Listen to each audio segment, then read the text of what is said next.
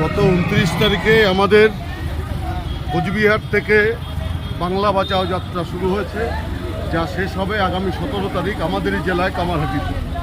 তাকে কেন্দ্র করেই আমাদের বিভিন্ন জায়গা থেকে আমাদের জেলা পার্টির উদ্যোগে সংহতি যাত্রা তা সংগঠিত হয়েছে। গত পরশুদিন বনগাঁ থেকে এই যাত্রা শুরু হয়েছে, যে আজকে আমরা দত্তপুকুর অবধি আসছি, আগামীকাল তা বারাসাত অবধি যাবে। আইসিইউ থেকে বাংলাকে বাঁচানোর জন্য এই যাত্রা। গোটা বাংলা আজকে সব দিক থেকেই একেবারে নৈরাজ্যে পরিণত হয়েছে। শিক্ষা, স্বাস্থ্য, মানুষের বেঁচে থাকা সব দিক থেকেই মানুষের অবস্থা আজকে জরাজীর্ণ। তার সেই আইসিইউ থেকে বাঁচানোর জন্য এই বাংলা বাঁচাও যাত্রা সিপিআইএম পশ্চিমবঙ্গ রাজ্য কমিটির আহ্বানে শুরু হয়েছে। তার পক্ষে সংহতি জানিয়েই আজকের এই বনগাঁ থেকে এই যাত্রা আমরা অংশগ্রহণ করব।